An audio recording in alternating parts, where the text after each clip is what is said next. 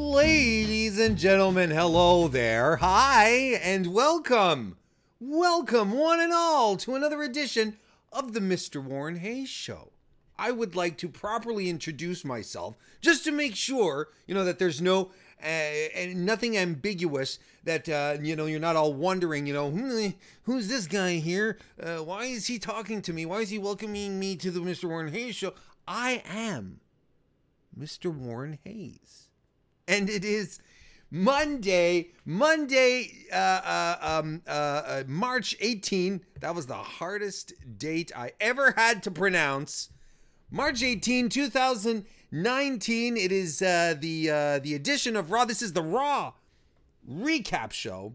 This is the edition of Raw that we are going to be talking about, recapping. It is the day after St. Patrick's Day. I hope all of you had a good time this weekend celebrating the fierce tradition of the Irish, which is to drink and have a good time. But I really hope you did.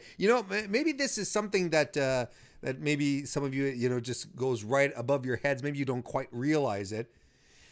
But I'm part Irish. I mean, my name is Hayes after all, so there is a bit of Irish in me. Like I'm not a direct descent. Like my grandparents actually are from Ireland. And they came over here, and then they had kids here.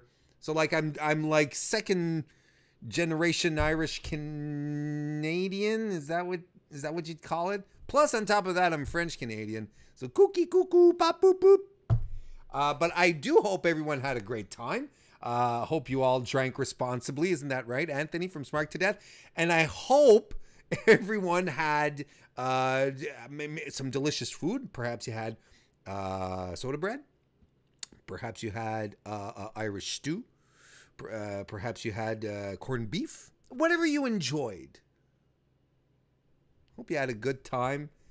And that you were able to enjoy Raw here this evening. Before we go on, just a few programming notes. You know how this goes by now. If you've been watching the Mr. Warren Hayes Show, we do these live, right? We do these live every Monday right here on youtube.com/Mr. Warren Hayes. And we're going to do it live again tomorrow on Tuesday for SmackDown. After SmackDown Live, 10:30 p.m. Eastern Time.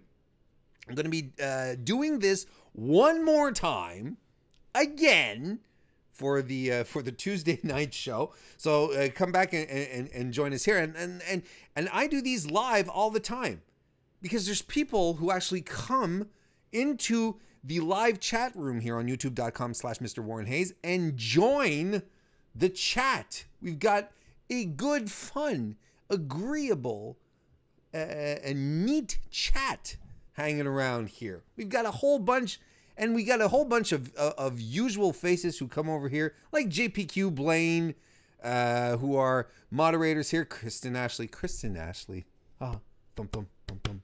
She editor-in-chief of diva-dirt.com, if we were going to be precise. She's here as well. Joe Anthony's here, also from diva-dirt.com. Robert Larry is here. Shane Haas is here as well. Anthony from Smart to Death. Michael Stepney. Gosh, who isn't here this evening? I want to say hello to everyone who's jumped in, and who is Jamie Tannick is here as well. Look at that. I just scrolled all the way down and was able to see Jamie's name there. Thank you, everyone, for dropping in. And if you're watching this later on youtube.com on demand, well, it's cool. It's still very cool. And thank you for being here. And if you are watching this live, or even if you're not, think about giving the video a thumbs up. That thing always helps out quite a bit. YouTube really appreciates thumbs upping. And if you want to throw the link out into the world as well, so to get more people into the chat, that would also be fantastic. And if you're maybe you're not even watching this, maybe you're listening to this on your podcast application of choice, Apple Podcasts, Google Podcasts, Stitcher, Spotify, Podbean, whatever, wherever you decide to listen to podcasts, there is a fair chance, I would say a high probability, that the Mr. Warren Hayes Show is there. So all you have to do is just search for it, Mr. Warren Hayes, and you got it, buddy. You'll find it. You got it. It's yours, right there. So that's cool. So all this audio is available there. It's all available right there on podcasting. You got the video here as well, which is always a cool time. So yeah, we'll be back tomorrow to do that on Tuesday, SmackDown Live. Then on Wednesday, you head on over to FightfulSelect.com, which is the premium service of Fightful.com. Fightful news site for your pro wrestling, for your boxing, for your MMA. You want wrestling news, you head to FightfulWrestling.com. It helps you parse through all the real combat sports so that you can get to your fake combat sports much more easily. And I do stuff over on the premium service. Fightful Select starts as $5 a month, and you can get a whole bunch of extra content, extra podcasts, such as my own 205 Live NXT UK recap show that I do every Wednesday night live as well, but for select members. Then there's Steven Jensen from the Fight Talk podcast. He does the Weekender Report. Sean does the Fightful Report there every Wednesday as well. Look, there's so much stuff. It just thinking about it is giving me a migraine. And if you want to get migraines as well, then join FightfulSelect.com and you'll get all that content. You'll be overwhelmed with content and you'll be like, wow, this is the best value of all time or something. But this is fantastic here. If you do join and then you can pop into the live chat over at Fightful Select, and we can talk about NXT and all that stuff. And that's good stuff. That's really, really great stuff. And that's pretty much it for me this week. No, wait, that's not true. There's stuff that, sorry, I almost forgot. I've been invited along with JPQ, who is in the chat here, and who also has his own podcast called No Particular Angle, which you should definitely check out on your favorite podcast application as well.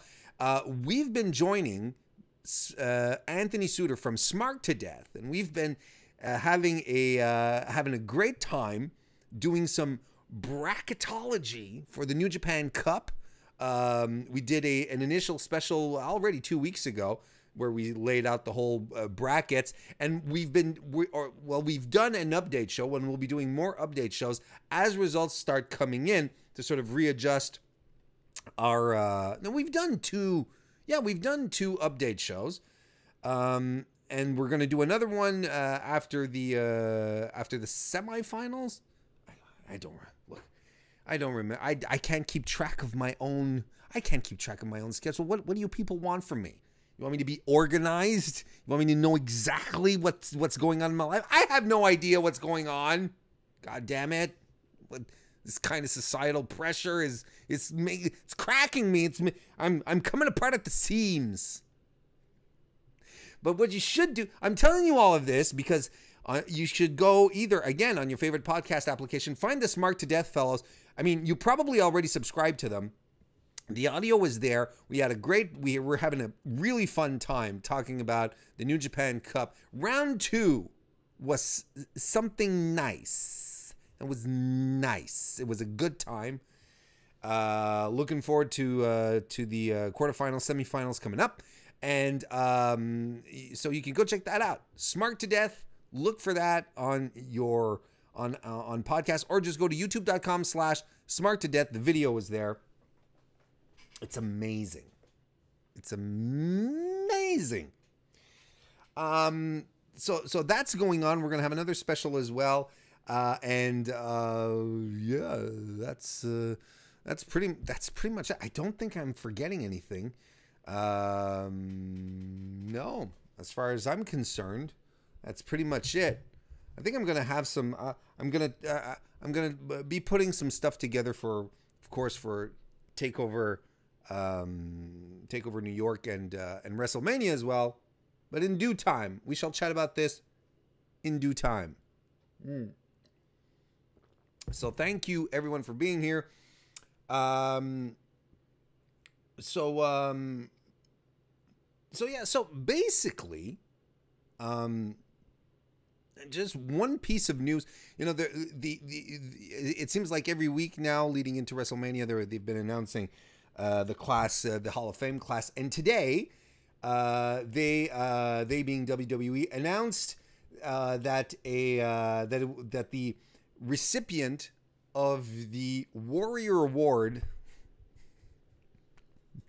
The Warrior Award 2019 is going to be a long-time WWE employee. Sue Aitchison is her name. She's a 30-year veteran of WWE's corporate office, and she is she's in charge of talent relations. I do believe she's been there for 30 years. Apparently, she's extremely she's highly involved in her community. She's widely credited with spearheading WWE's community outreach programs, helped build the long-term partnership with Make-A-Wish, and pioneered the WrestleMania Reading Challenge. So, you know, she has done quite a bit for the company, good for her. It's just a shame that she's getting an award named after the Ultimate Warrior. That's always. I mean, I don't want to bum anyone out, but I mean, Warrior. I'm on the Warrior. Was not. He was not a nice man. He was not a nice man. And I'm kind of like I'm with Sean Ross Sapp on this one. We had talked about this some time ago. I don't remember when exactly, but we're kind of on the same wavelength here, that we feel. Well, I look, okay. First and foremost, I'm going to give some sometimes I assume that everyone who listens, because being a wrestling fan for a long time, a lot of people who do listen, I assume that you are wrestlers. Not wrestlers. Well, you could be wrestlers as well. I'd be very honored, actually. No, that you're wrestling fans and that you know all the ins and outs, and I'm assuming that a lot of people know that Ultimate Warrior was a bit of an asshole while he was alive. Obviously, it's hard to be an asshole when you're dead, but no, he was not. He was not a cool cat. He was a homophobe. And he was extremely. Hang on a second. Let me just get this here. Here's a gentleman who. Let me just pull this up here. There we go. Just a few, couple of things here. He was a homophobe. He was very, very much a.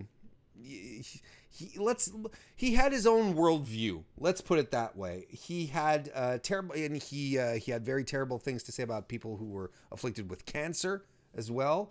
Like for instance, talking about the victims of Hurricane Katrina. He went on record, to say, he went on record talking about the victims here. He said this: these kinds of people, the victims, thrive on despair and disarray, chaos, mentally and physically, and in the way they conduct their lives is nothing new to them. They forge their whole lives in and around it. This hurricane to them was nothing more than like rearranging the furniture. If we could be shown what general conditions they lived in before the hurricane, we will see that they had little respect for what they did have. We would see just how unorganized, unclean, and dysfunctionally they lived. They never gave a care for order, cleanliness, or function before. But now that they can get someone's attention and will probably take over the responsibility of their life for them, they go on these tirades about how their life has been ruined. Beginning with, and a little later on, he says, beginning with the choice to sit on their asses, expecting someone else to lend them a hand them a wonderful, beautiful, healthy, and wealthy life. And excuse me for being the one to say so, but if you have a dozen kids and no husband to be a father, there are some holes in your life plan that should be sewed up.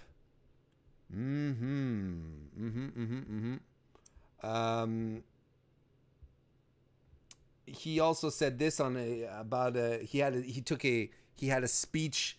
He had a speech at some point where he was talking about homosexuals. He says, one guy without his husband and two physically repulsive butch dykes slurping on one another's tongues in the front row had a really hard time cozying up to my principled heterosexual abstinency. Words. So in an act of pure selfish pleasure, the guy got himself physically thrown out by the masculine security guard, unmistakably loving every single masochistic manhandled moment of it. And the dykes, I apologize for the language, this is him. These are his words exactly. And the dykes, well, they ran out screaming and yelling like speared wild boars that I was a homophobe for making my remarks. Rumor has it that they decided to exit more because I was not getting stimulated by watching their poorly performed two night crawlers in heat act. He even said some disparaging things on the death of Heath Ledger, saying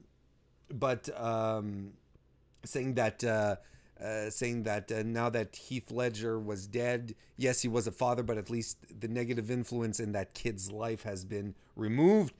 And probably one that hits a little hard, closer to home for wrestling fans.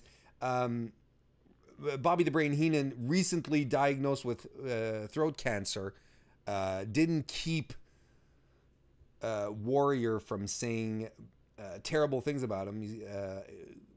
Going forward, he said, "As for you, Bobby Heenan, it's just too difficult to keep a straight face talking about the pure two-faced bag of shit you are and have always been, what with you also actually wearing one as a piece of body jewelry.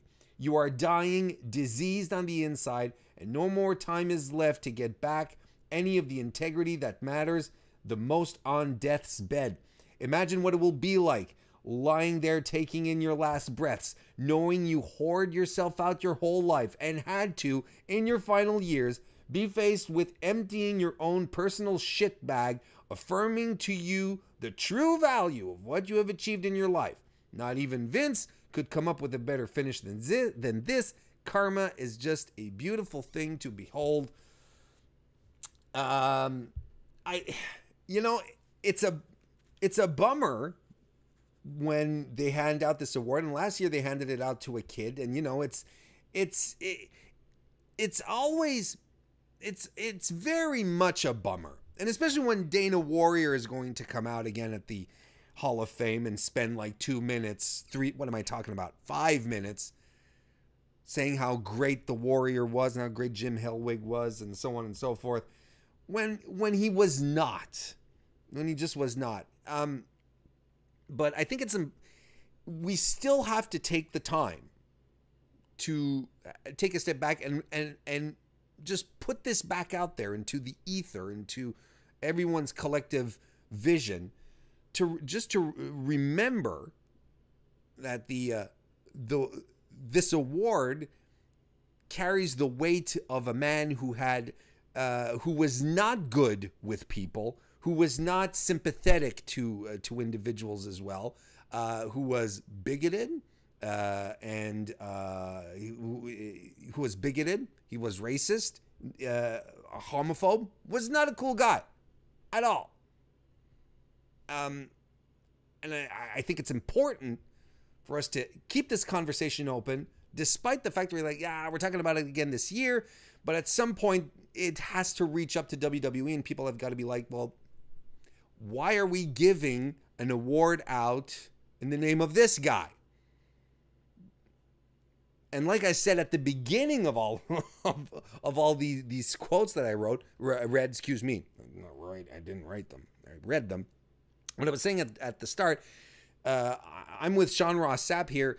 We believe that this is the ultimate troll that Vince McMahon is pulling on the Ultimate Warrior here, giving out an award for, community service and outreach and being a nice person and helping up and helping out your fellow man kind of thing. It feels like it's the ultimate troll is what I'm trying to say. But it's kind of I think it's it's hard for me not to mention it whenever this kind of stuff pops up. I mean, I'm sure that that Miss Aitchison is a wonderful human. I'm sure she's done some fantastic stuff, and if she's being recognized for community service and her and going above and beyond, that's fantastic. I really wish it'd be under the name of someone else, basically. But yeah. But good for her. But I mean, that's kind of what we have to deal with every time. Well, at least I feel it's important that this still has to go on. All right. But congratulations on her, nonetheless. Let's move along then. Let's go right ahead. Let's start talking about pro wrestling, about WWE Raw, and about Brock Lesnar, who comes out accompanied by Paul Heyman. And Paul Heyman starts ripping on the Chicago crowd, of course. Of course. That's what he's here to do. That's what Paul Heyman does.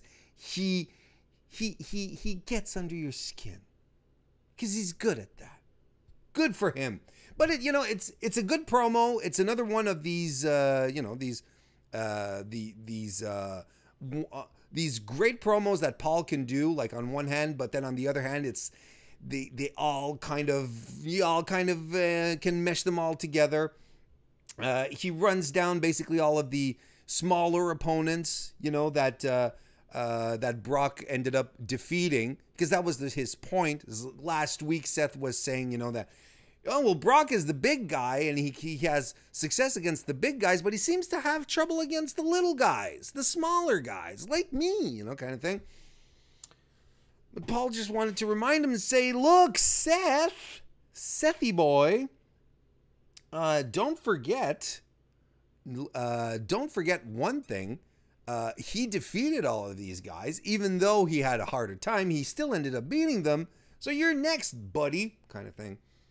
And he starts, he being Paul Heyman, starts saying that, I don't know what you're doing tonight, Seth, going after Drew McIntyre, when you've got a big match against Brock Lesnar coming up. What are you doing going after Drew? That was weird. And he says, he calls Drew McIntyre a career ender, not a career killer, though. So, like low key putting him over kind of thing. The career killer, of course, being Brock Lesnar kind of thing. But Drew does come out and he says that, he's thankful basically that he's getting the respect he deserves and so on and so forth. And he says after tonight, after he brutalizes Seth, he's because of their match later on this evening, he's not going to make it to WrestleMania. But just as he tries to continue with this promo, guess what happens? Seth Rollins appears out of nowhere with a chair and attacks Drew. No, excuse me. He does not attack Drew. He punishes Drew. He just punishes him with those chair shots. I counted when I start about 13 chair shots, and these were harsh. Those were some severe chair shots. Oh, like he cracked them, and Brock was in the ring. Then they cut to Brock, and Brock was kind of like, oh, no, not fear, but he was like, oh, is this where is this is how far this guy's ready to go, kind of thing. So, you know, he sort of took a couple of steps back when Seth decided to hit the ring with the chair, and Brock just like, boom, just slid right out of the ring. He was having none of this. He was having none of this crazy, wacky, nutty chair wielding Seth Rollins guy. He just like hit the bricks. He was out of here. A fun little segment to start. I thought set up the match earlier for the evening, and so on and so forth. So there we go. So that was our opening segment, and we roll right into a recap of what happened last week when Finn Balor lost the Intercontinental title due to interference from Lio Rush, who ran out of the audience with a hoodie, the hood of the hoodie pulled tightly around his head, and then he started ringing the timekeeper's bell, which caused commotion and panic and commotion, distracting, I should say, Finn Balor long enough to lose the IC title.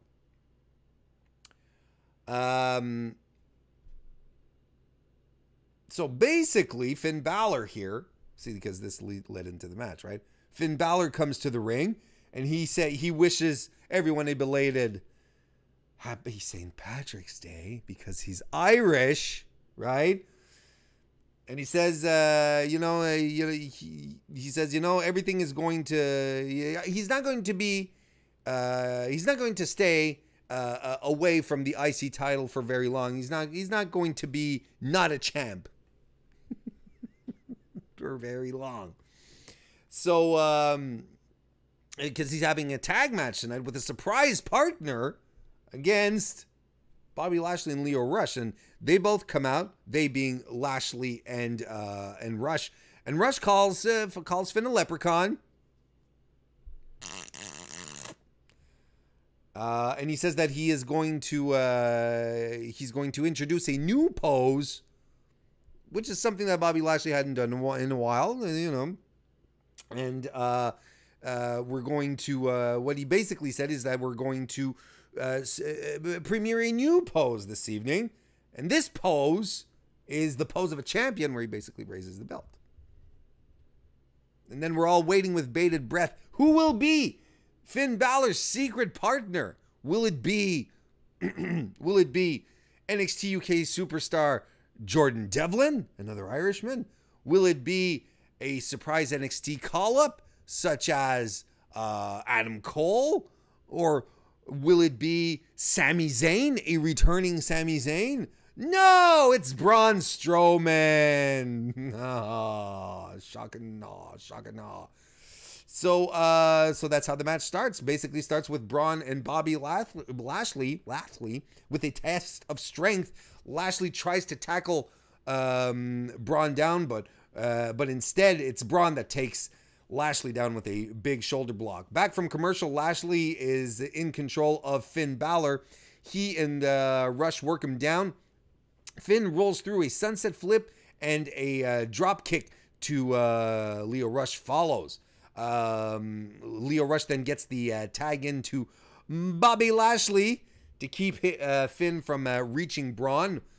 Drives him into the corner. Finn sidesteps a spear attack, and Lashley hits the post shoulder first.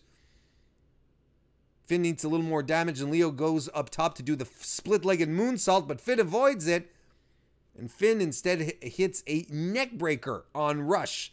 And that allows Finn to get the hot tag to Braun Strowman, who splashes Leo in the corner, tosses him across the ring, and tosses him. Does he ever toss him?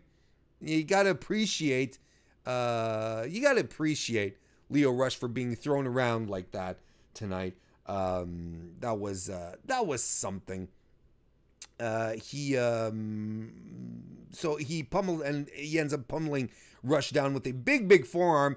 Rush is up on his shoulder. So he's carrying him on his shoulder, kind of like in a lawn dart position. But Intercontinental Champion Robert Lashley runs in and spears Braun right down. There we go. I had lost my place in my notes here. Apologies, everyone. Finn, however, comes in and he stomps Lashley's chest. Leo then kicks Finn and then goes up top. Split-legged moonsault. Connects on Braun Strowman, covers him, and almost doesn't even get a full 2 count. Braun kicks the hell out of Leo Rush, who again just flies through the air. Rush tries to flee outside the ring, but instead gets sandwiched by Finn and Braun on the outside. And there's this really nice sequence where Finn is holding Leo Rush so that Braun can charge him, but Lashley runs in and charges Finn down, but then Strowman charges Bobby Lashley. Leo's back in the ring with Strowman, who chokeslams him. Running power slam follows on Rush and covers him for the win. And you know what? Bobby Lashley doesn't want anything to do with this. He just casually strolls away. He's not even sticking around to try and help Rush. He's like, nope, I'm done with this. I am out of here. And that was that. I think Lashley is done. I think the rumors that we're having a triple threat match for the IC title between Finn Balor, Bobby Lashley, and Leo Rush seem to be coalescing. And I'm actually, there's people that are saying it might even be a ladder match. I think it could be a lot of fun. I really think it could be a lot of fun. I'm looking forward to it. I hope they do it. Shane in the chat says Zayn would have been perfect. Yes, he would. He would have absolutely been perfect here. Jamie Tannick says, I don't think Gargano's coming up anymore. I think he's going to get the NXT title at TakeOver. I think so too. I don't know what they're going to be doing at NXT. He being Gargano and Ciampa were supposed to be, they were supposed to get the tag team treatment like Black and Ricochet are having right now. So that's been put on hold anyway. CM Phil, how you doing? Says, at this point, I have no clue what they're doing with Finn. I am pretty sure that he's been in a worse position than this. He's been lost at sea much more than this. Joe Anthony comments, yeah, we're just going to get triple threats all over the show. Yeah, I'm afraid of that too. So there we go. We get a recap of the Ronda Rousey and Dana Brooke stuff from last week. And Ronda is arriving at the arena with Travis Brown. He has backstage access. He's just walking around hand in hand with his woman. Isn't it like talent only? What's this all about? And then the refs are there. And I like this. And the refs arrive, and they got extra security because they don't want stuff to happen like Ronda did last week, where she started face palming refs and got fined for it. And I like how there's like this fraternity of refs. It's kind of like the police. When someone does something injurious to a police officer, then you get the whole force pissed off. And it was like, yeah, you slapped us around, we're going to get pissed off. But I mean, it must happen. It must happen a lot, right? Because the refs are always taking bumps. They're always being shoved around and stuff. So basically, you know, maybe the refs have this mafia set up and we just don't know about it. This is the first time we ever see about it, anything about it. So there's extra security, and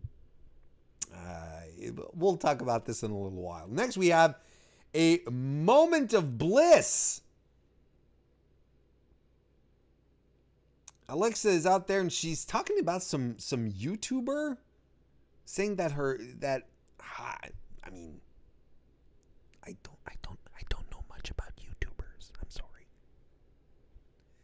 That's probably some popular YouTuber now has a late night show, and she says that that Alexa probably inspired her to do it because Alexa is such a good talk show host. I have no idea who she's talking about. Hey, chat, feel free to fill me in if you guys know who if you know who this YouTuber she's talking about is, if it's relevant, because, you know, it doesn't have to necessarily be relevant either. Elias comes out and she guarantees Elias, she's his guest. He's her guest, pronouns. And Elias comes out and she guarantees him that this is a safe space against interruptions. He does a sports reference, something related to football that made the audience angry.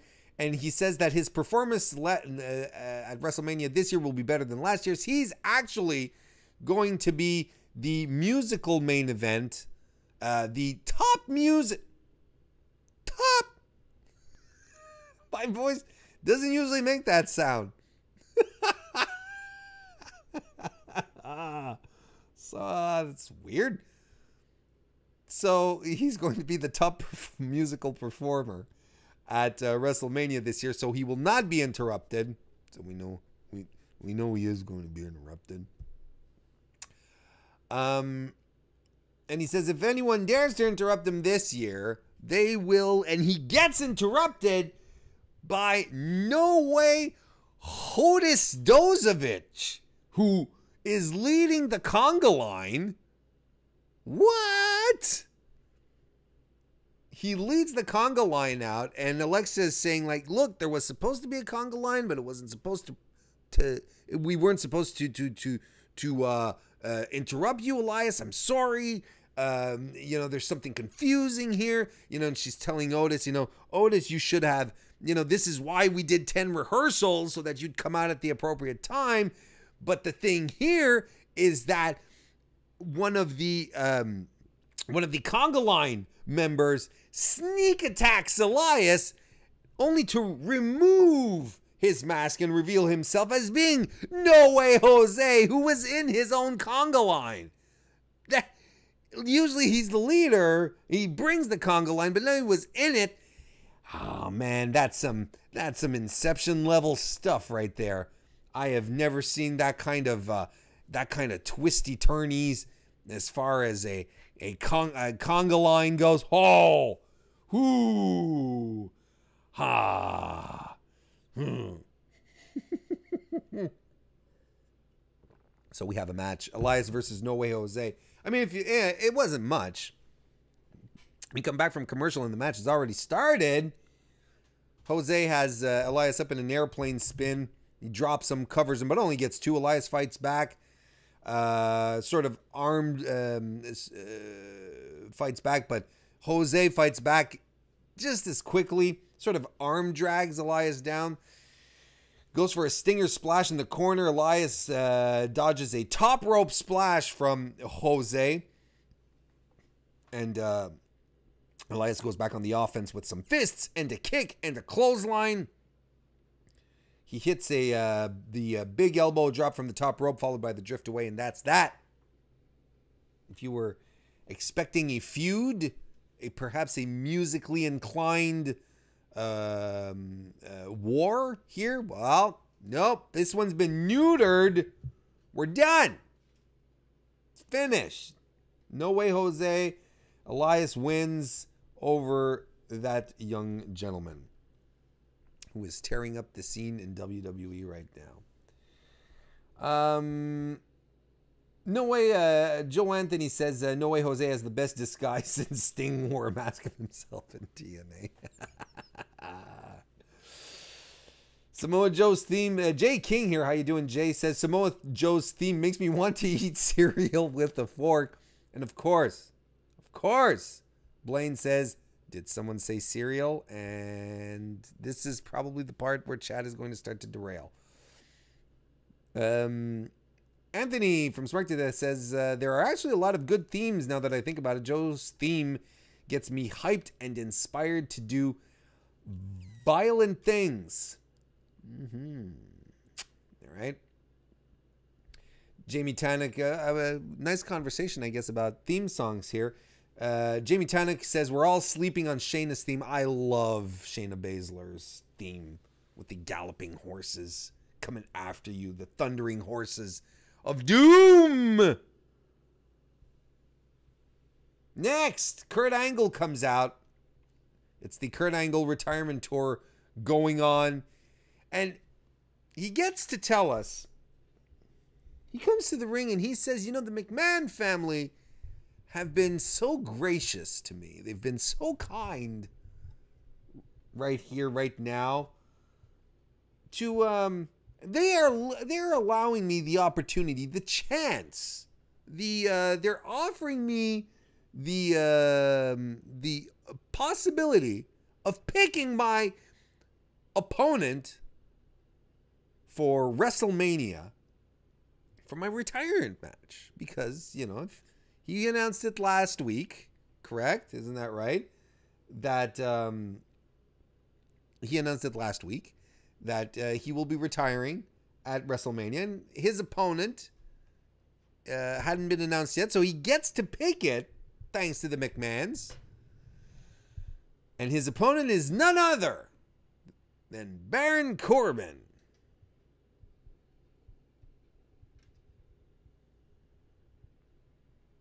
Harkening back to their epic storyline where when Kurt Angle was general manager of Raw and Baron was constable of Raw, appointed by Stephanie McMahon to keep an eye on Kurt. Because, and, you know, Kurt wants to fight him because he made his life a living hell. That's the man he wants to have his retirement match against. Now, you see, folks, this is exactly, it's not Kurt's fault. It's the McMahon's fault. They said, Kurt, you get to pick. Well, Kurt, in some kind of cuckoo moment of unclarity, a fog, decides that his opponent is going to be Baron Corbin. This is what happens, folks, when you let the inmates run the asylum. It's WCW all over again, folks. This is what the McMahons done goofed, letting their talent deciding what's best for WrestleMania. No one wants to see this. Of course, I'm being stupid. But no one wants to see this. Baron Corbin and as the final match for Kurt Angle? Boo! No one wants to see that. And there are some people in this chat who are like, you know what? It'll be an above average match. You know who you are. Who said that? Baron Corbin, the above average match. There was Baron Corbin. You know, if there was ever a B+ player in the world, it's definitely Baron Corbin. But here's the thing, okay? This is the one thing though that that I want to point out, and I don't remember. Is it during this match here, or is it a little later on? Yeah, it's a little later on. Yeah, a little. Yeah, that's it. It's a little later on when Baron Corbin is having a match against Apollo Crews. Okay, I don't think this is the match we're getting for WrestleMania, which is why I'm not going to get completely like. But this is not the match we're getting at WrestleMania. My prediction here is that we are going to lead into WrestleMania with this match,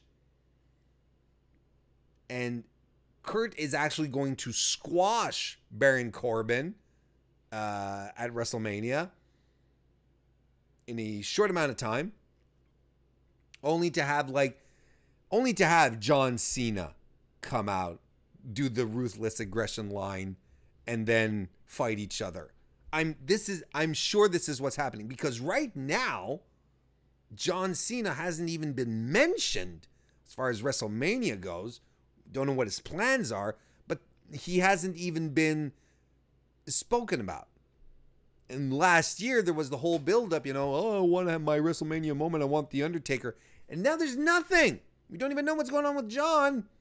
So I'm sure they're keeping this one very close to the chest. This is what I'm like, honestly. That would be the wettest of wet farts if this was the match that Kurt Angle was to go out on. Come on. Come on. Anywho. So he announces this, and then he says, well, let's move on. And the retirement the retirement train goes on, and he says that tonight he's going to fight, I should say, Chad Gable, who comes out. And cool moment, Chad hits the ring and he calls Kurt an inspiration and a hero, and his hero, and the pleasure is all his. So that was cool, and that was about it as far as cool things in the match go, because this match was not good. This match was not good, and it's a shame. It really is a shame, and I don't know enough about the intricacies of this physical ballet that we watch. Not that ballet is not physical.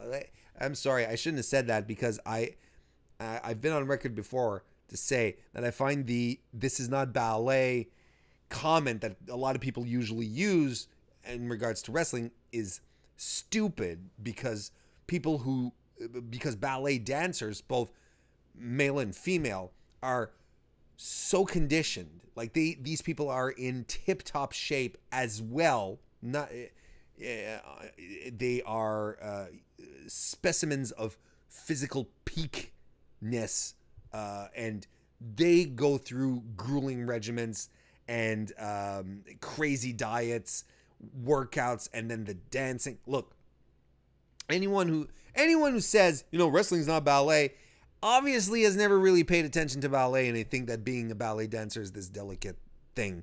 Man, you couldn't be more wrong. But as far as Kurt and Chad tonight, like, I don't know.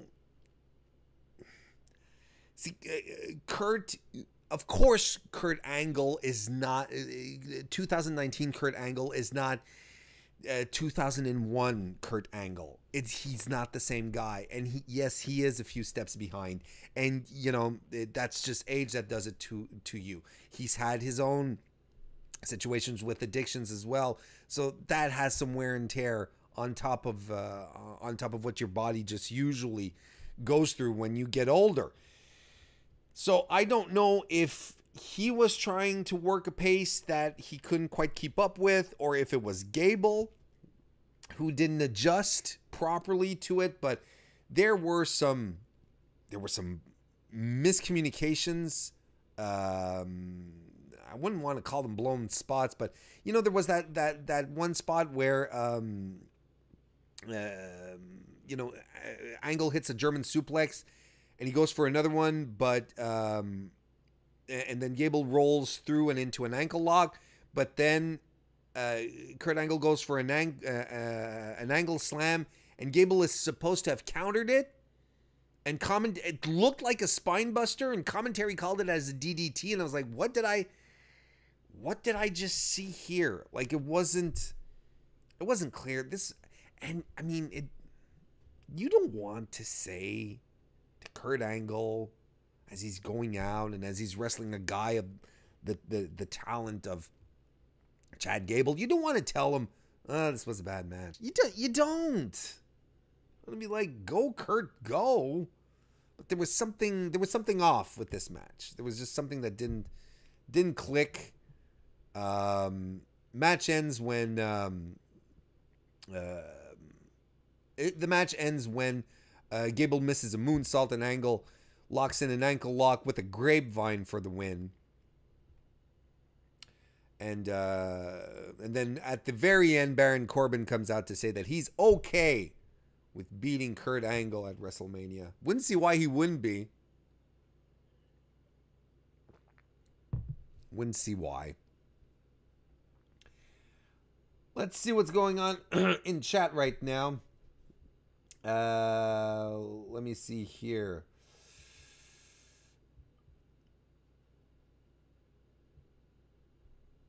Blaine would like to have...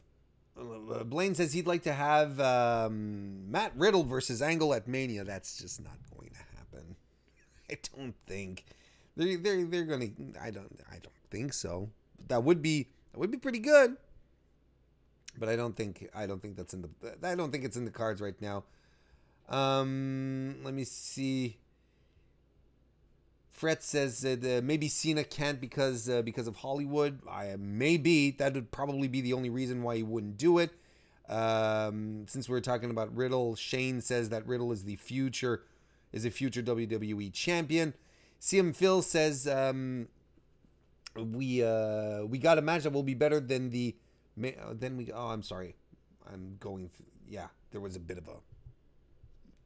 It was in a sequence of comments that I'm not sure what they are. Sorry, Phil. I'll get back to you, Phil, later. Don't worry. Anthony says, such a damn shame we never got Angle managing Chad Gable and Jason Jordan. Yes, that was much too bad. Joe Anthony says, in defense of ballet is tough. Never tried it, but I know I can't jump that high. Exactly. You have to be in a high level of conditioning to be able to do ballet. I hate it. I hate that comparison. It's like, oh, it's not ballet. Man. Let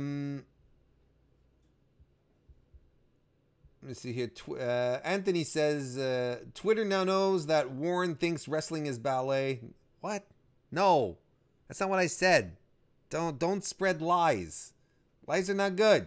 You don't do lies. You should. Lies are not good.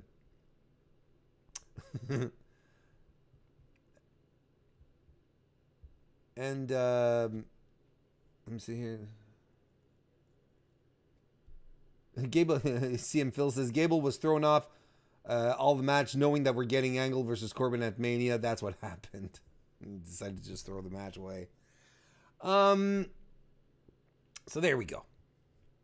So that was our match right there for Kurt Angle, which led us into a recap of Drew's attack on Roman Reigns and Dean Ambrose, again taking out all of the Shield, actually, except for Seth Rollins, taking out the Shield again last week.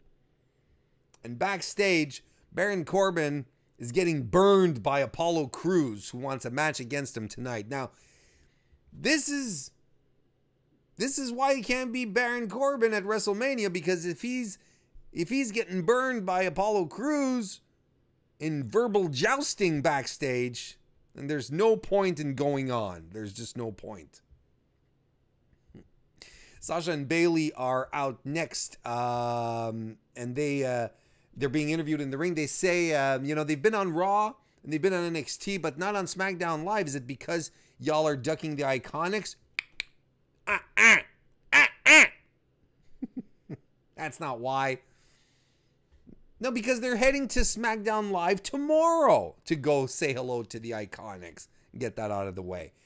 But Natalya comes out, interrupting the segment. And not just Natalya, but out comes Beth Phoenix as well. The Divas are doomed. The Divas of Doom are coming out. Beth, they both hit the ring. Beth says that, she respects the heck out of them. The heck out of Sasha and Bayley. She says she and Natalya would have loved to have the opportunity that they have right now to be tag team champions. And she says she was content to watching the women's evolution go forward from her commentary position. Having had a wonderful career, that she's very satisfied until she saw Nia Jax and Tamina with their jealousy and their pettiness and their lack of charisma and their propensity to injuring people in the ring. No, I'm exaggerating at this point. I may be peppering a little bit of an editorial here. And she said, no, but seeing them come back here and their jelliness and jelliness, their jealousy and pettiness, combining words, it sets the evolution back. Just looking at them, you know what that did? That woke the dragon. That is something that someone wrote for Beth Phoenix.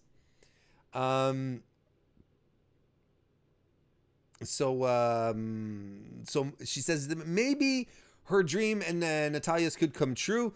So since they're ready to take on all comers at any time, anywhere, Beth is ready to unretire, stand beside the best in WWE, being Natalya, and challenge both Sasha and Bayley for the women's tag team champions at WrestleMania. Bayley asks if they want some time to prepare a little more, and Beth Phoenix sort of takes offense to that, and Bayley's like, no, wait, this is not what I meant. It's like, you've been out of competition for 6 years, competition has evolved, kind of thing. Maybe we should, you just take some more time to prepare. It's not a slight. It's just like, things have changed since you've last been in the ring. And Natalya says, do you think Beth is afraid to fight someone like you? And she starts running down her pedigree. And Sasha Banks is like, who do you think we are? We get Sassy Mouth Sasha. And Natalya and Sasha go at it. And Beth just yanks Sasha off of Natalya. And that pisses Bayley off something severe. And that leads us into a match. Natalya versus Sasha Banks. And Natalya gets in control of Sasha early on and gets her in an abdominal stretch. Sasha reverses it into a wheelbarrow roll, covers, but only gets 2. Rolls up, I should say, not covers, but rolls up. Sasha plants Nadia in the corner, running double knees, but Natalya hits a rolling clothesline, and out comes Nia Jax. And she has a microphone because she's such a good talker, such a quality promo. She comes out and she starts to try and bury Natalya, saying she's prettier. Not Natalya, Beth, saying that she being Nia is the prettier, stronger, and better glamazon. And all this distraction allows Tamina to come out of nowhere and take out Beth, super kick Sasha. They're like, see you at WrestleMania, you jerks. So yeah, we're getting a triple threat, another triple threat at WrestleMania. And CM Phil in the chat said, I told you I'd come back to you, Phil. CM Chill ponders he approaches the best question, actually. Do Nia and Tamina really need to be a part of this program? The answer is no. Jay King says Beth still looks great. Man, I didn't remember Beth Phoenix being so big. Like she's built, man. I honestly didn't remember that at all.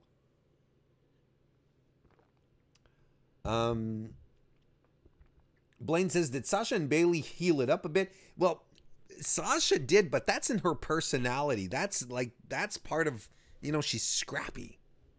She's a scrappy baby face. She's not above. She has her ego. She's the boss. She's the legit boss. She lives the lifestyle of a boss, as one Raw Women's Champion once quoted as saying about her. That I like that. And we had tweeted out at some point that it would be really interesting. It'd be really, really interesting. And I was talking about it with Joe Anthony on Twitter. It would be really, really interesting if Sasha and Bailey developed a Lex Luger and Sting dynamic. When Lex Luger was trying to be the friendly babyface, because Sting was, and when Sting would turn around when they were coming to the ring, Luger would start slapping hands as he'd go along, and the minute Sting had his back turned, he'd be like, "Fuck this shit! I'm not touching any of these people's hands." I think it'd be funny for that to happen. Kristen Ashley tosses in a good point here, or some. Wait a second, or is it Joe Anthony? Anyway, Joe Anthony, CM Phil, Kristen, they're all talking about how they should add the Iconics, to make a four-way. But Kristen does point out that we don't need every team ever made to be in this match, and I agree as well. Sasha and Bailey need their own their own defenses, against one other team, instead of all of this nonsense. So it's a good way to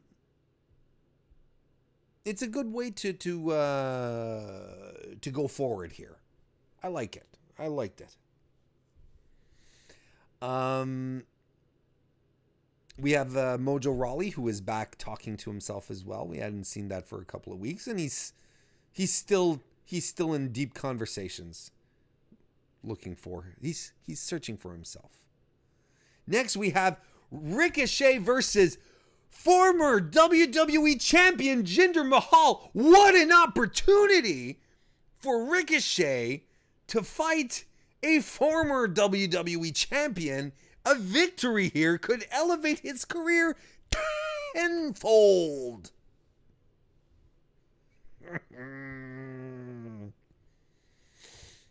Okay, this was your typical Jinder Mahal match.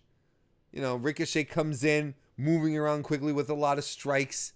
He gets distracted by the Singh Bros, however, and he eats a clothesline. And Mahal grounds Ricochet with a chin lock, but Ricochet reverses out of it out of a slam with a cover. But Mahal kicks out at 2, and we go right back into a headlock.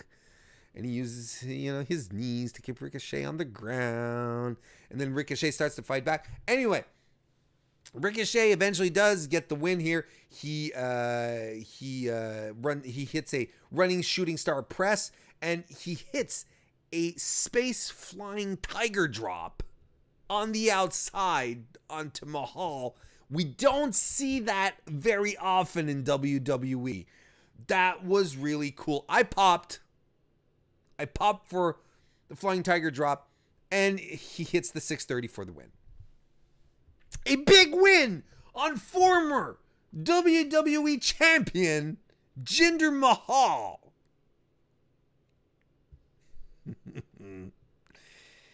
Little interview backstage with Seth Rollins saying that he's going to burn Suplex City to the ground because tonight is for Roman, but tonight, is for Roman and for Dino. Next, Dana Mania's running wild. Dana Brooke is trying to get her opportunity, her road to WrestleMania find a clear path by fighting Ronda Rousey. Dana cuts a promo first and foremost, to establish the fact that, she's following her dreams here, folks. But I mean, there's nothing to this match. And it's a shame.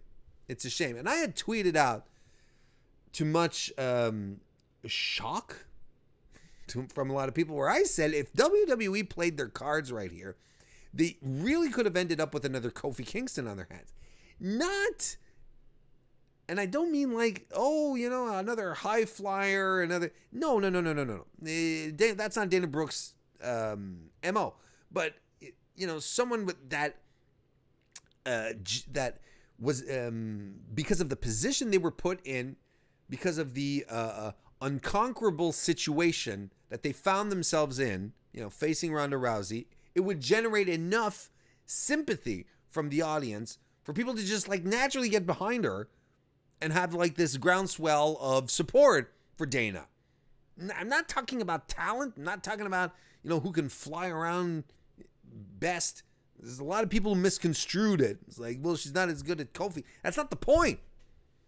What I meant was her having a moment that would be similar to the support that Kofi Kingston was going to get. But no, I mean, they just turned this into a squash match. Despite the fact that they did their damnness to create, a big match feel out of the event, but it was just a squash. And the story basically is what happened after the match, where after the match, Ronda goes out of the ring. She goes to kiss. Travis Brown is now in the audience, and he goes to kiss her, and security interferes. So Ronda goes after the security guy. She starts beating him up as she tries to kiss her husband. And, and then this one guy, and then another security guy tries to pry Ronda off of, his coworker, and he gets forearmed by Travis Brown.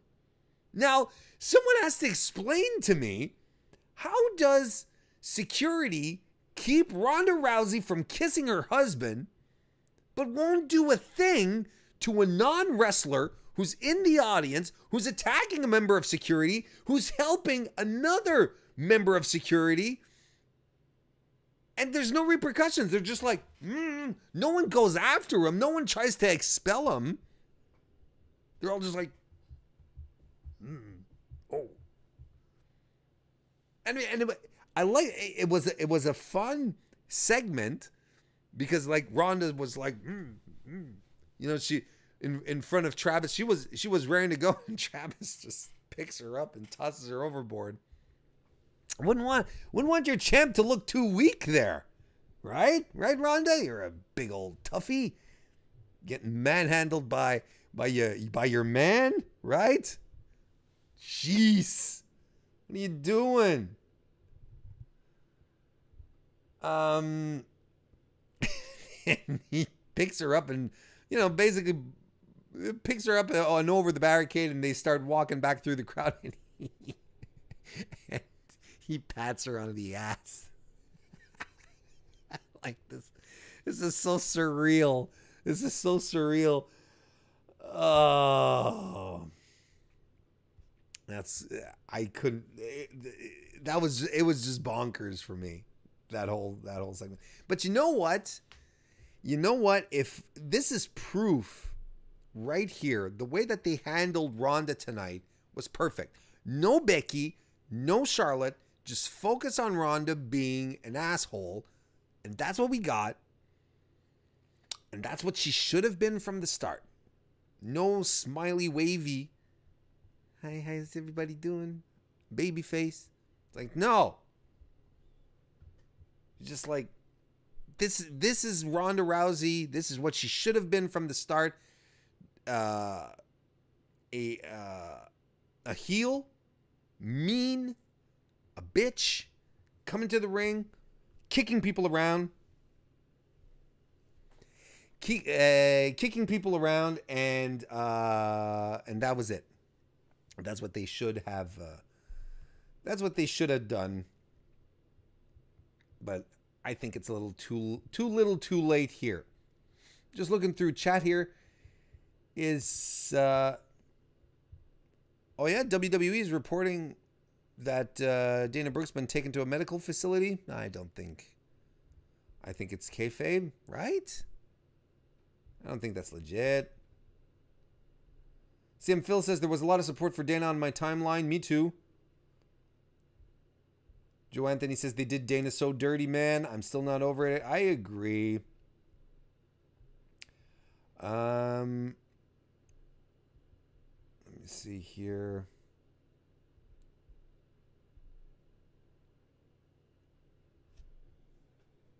Kristen Ashley says, okay, she basically says that she doubts that the news about Dana Brooke's arm being wrecked is real. She says, doubted. WWE tagged Ronda in the news tweet. Probably fake. I agree.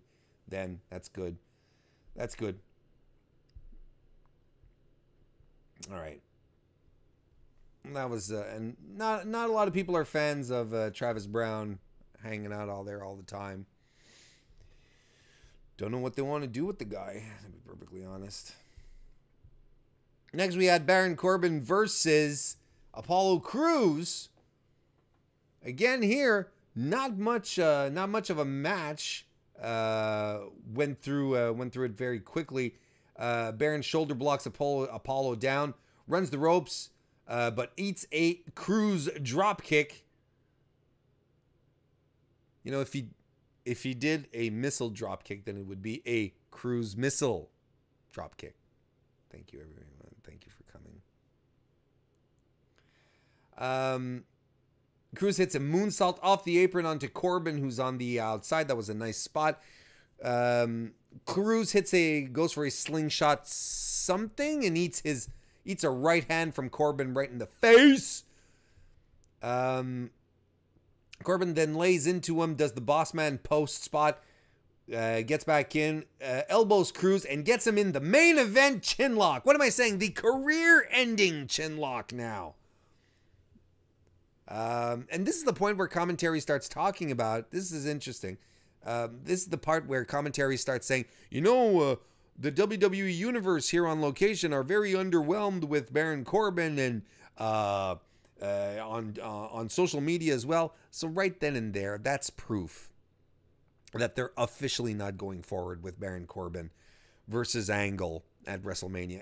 This is a swerve to carry us in the meantime, but that's definitely not the thing that's going to happen. But anyway, the match ends when Crews hits a surprise roll-up on Corbin for the win. If you want to believe that, we'll believe it because it happened. Again, not much here, but advancing storylines though, and that's what you need to do for WrestleMania, right? And is this the new kickoff for the Apollo Crews push? Chat, press P for push Apollo Crews if you believe that this is the start of the new start of Apollo Crews' push. Anyway, press P if you think so in chat. Live from Tampa, it's Batista, ladies and gentlemen. And Michael Cole is interviewing you, Batista. He's not interviewing you, chat, or people watching right now. So Batista is basically, he's sitting in his leathery armchair, which seems very nice and comfortable, that being said. And Michael Cole just goes right out and asks him, he says, why are you so angry with Triple H? Batista says, I just don't like the guy. I just want one last match. And Cole says, you know, that's a bit of a vague answer. And Cole pushes. He's being a journalist, a hard-nosed journalist from the school of Hunter S. Thompson. Says, this is a bit of a vague answer, Batista. Does this go back to your Evolution days?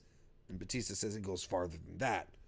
He says Triple H's history has shown that he uses people to make him look good. And he groomed him being Batista. He held me down, shook me out. He underestimated me.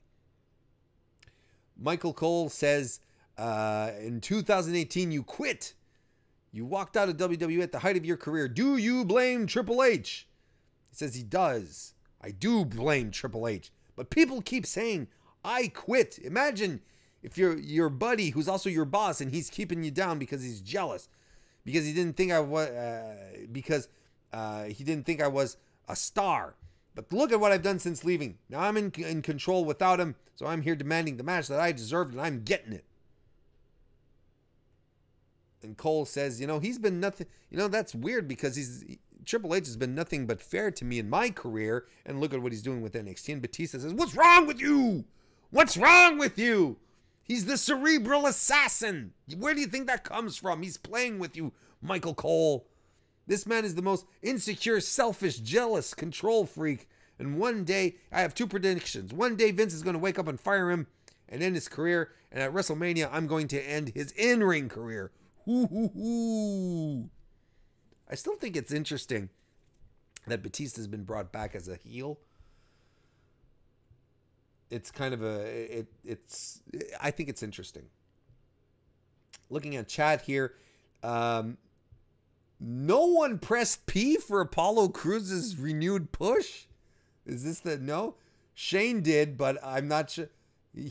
Shane pressed P and then he typed in LMAO, so I think he might be he might be a little sarcastic. Anthony says this Mania feels so weird. The card is going to be solid, but the storylines are just yeah. I agree. CM Phil says my favorite part of the segment was Cole saying that he always knows Triple H to be fair. Cole, he and Sean picked on you all the time during the DX gates. What the fuck days? What the fuck are you talking about? Primo observation, Phil. You are absolutely right. Anthony from Smart to this says Batista is upset that he got in this situation since James Gunn is back on Guardians of the Galaxy 3. Jamie says even Disney gives Batista what he wants. There you go. He got the movie director he wants. We're talking about wrestling here, chat, but I'm interested. If you want, James Gunn. Are we happy that he's back on Guardians of the Galaxy? Press GOG if you're happy that he's back. We don't have to get into a big discussion. Just to know. I'm curious. We get a recap of Braun Strowman breaking up Colin Jost's gift, the car that just happened to be coincidentally the day that WWE released a toy of Braun Strowman destroying a car. What do you think about that? Braun says he's so mad at Colin Jost and his shenanigans trying to be a nasty, well, not a nasty, but trying to build bridges by giving him a car. He's so mad that he's going to enter himself into the Andre the Giant battle he's going to enter himself into the Andre the Giant Memorial Battle Royal at WrestleMania. Rah! And he's going to throw everyone around. Rah! That's how mad he is. Rah, rah, rah, rah. And that is probably the most heartbreaking news that I heard.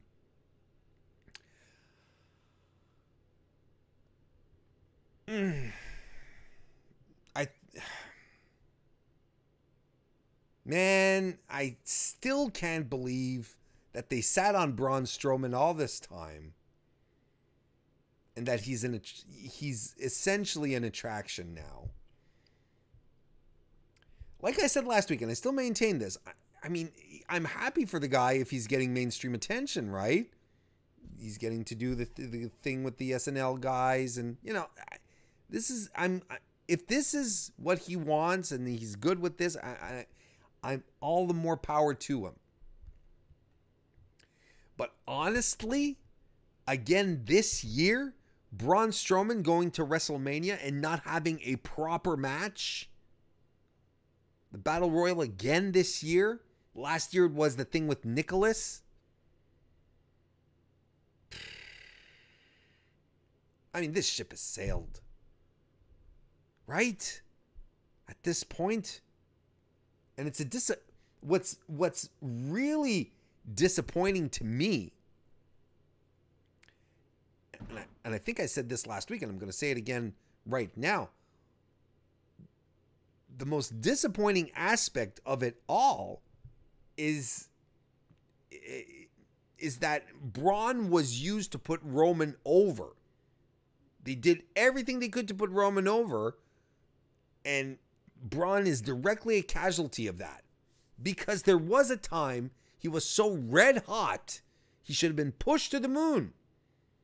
But they didn't. This is a terrible, terrible decision. I really do feel bad.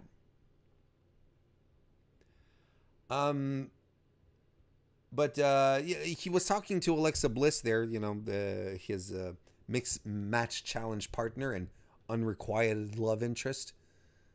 And she said that she wants to set up peace talks between Braun and the SNL boys, and she's going to do that next week. So they're going to keep pushing that on. It's still such a shit decision.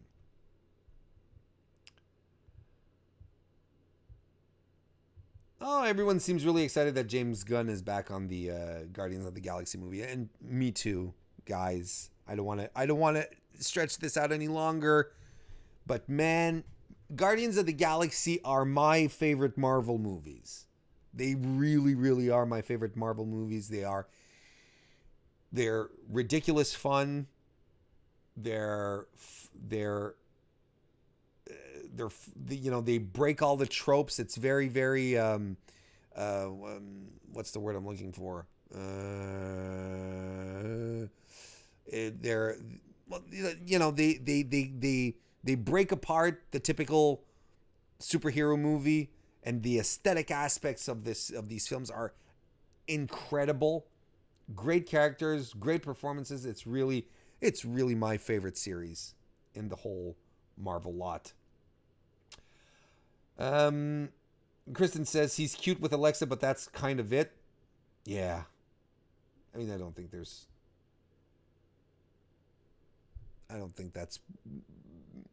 any more chemistry than that. CM Phil says they never believed in Braun enough to put him over Roman. That was always the biggest problem. There you go.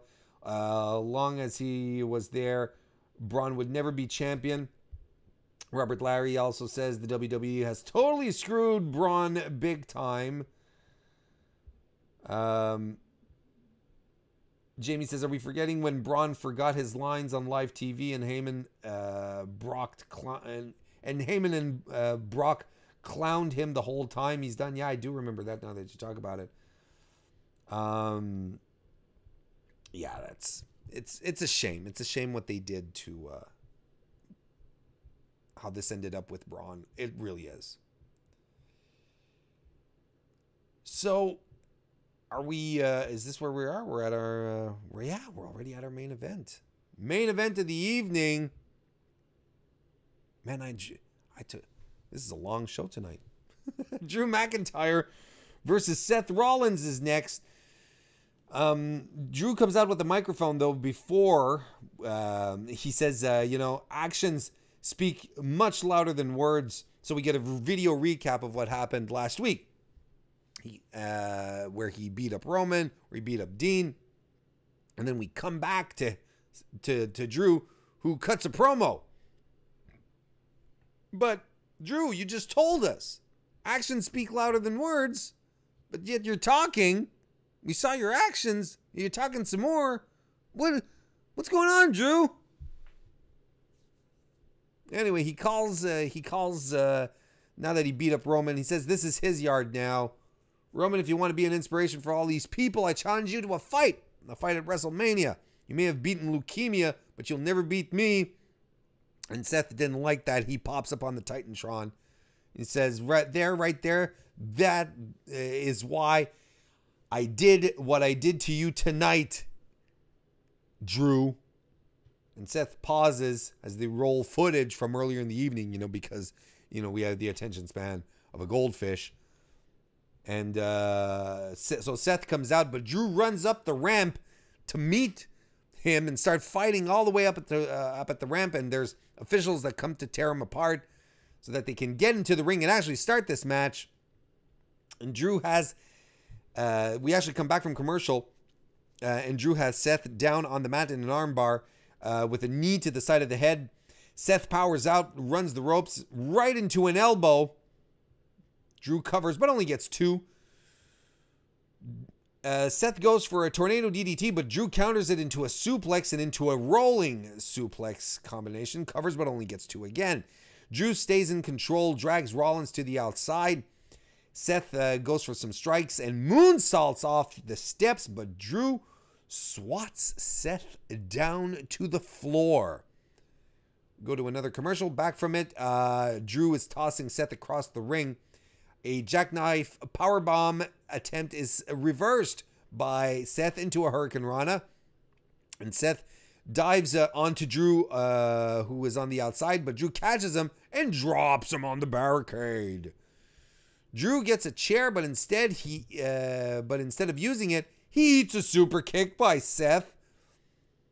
Seth Rollins here fires up. He hits double dives to the outside. Basically 2 in a row. Goes for a third, but Drew runs in, and instead of getting a dive in, Seth gets a sling blade and a super kick. Covers Drew, but only gets 2. Drew fights back and hits that nasty inverted Alabama slam. Oh. No way to properly protect yourself on that. That one's just, that's just harsh.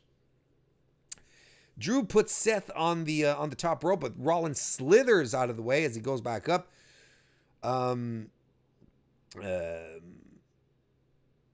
He slithers out of the way, and he goes back up. Drew then just pushes Seth off the turnbuckles, who then runs up and hits the superplex into a Falcon Arrow. Covers, but kicks out at 2. That should, again, be a finisher. It's ridiculous.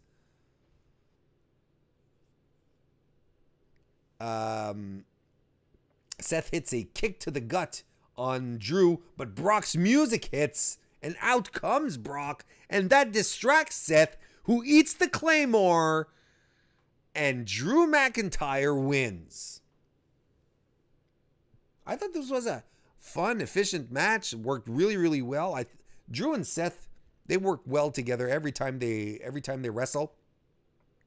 It was quintessential here that Drew looks strong. I mean, it couldn't have any other outcome, quite frankly.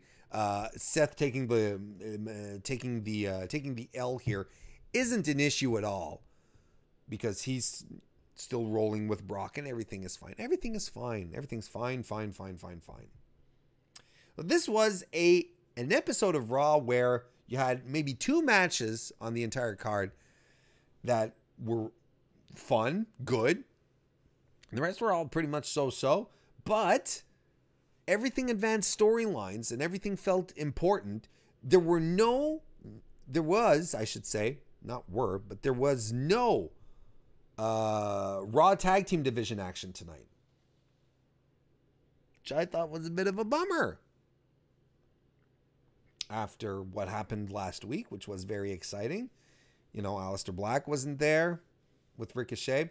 I'm completely okay with Ricochet getting a singles match. But, it's interesting because I remember when Ricochet joined NXT not that long ago, people were saying, "Oh, his ceiling is 205 Live. We don't see him going on." He's getting over, man. Getting over like crazy. And why wouldn't he be? Why wouldn't he be over? The boy is fantastic. So, ladies and gentlemen, we are going to wrap this one up for tonight. I want to thank you all for joining me. I want to thank everyone who popped in the chat tonight. And I want to thank everyone, even if you didn't pop into the chat, if you're watching or listening right now, I really do appreciate it. And if you can do, on whatever platform you're listening, podcast or youtube.com/Mr. Warren Hayes, subscribe, like, thumbs up, whatever you do to show some form of appreciation, a review. There's a lot of the podcast applications that use the reviews. Those are super helpful, and they mean a lot. They really do mean a lot. So if you can take the time to do that, I really do appreciate. Come back tomorrow here on youtube.com/Mr. Warren Hayes for the live SmackDown Live recap show. And in the meantime, thank you everyone for being here this evening once again. I'll see you next time.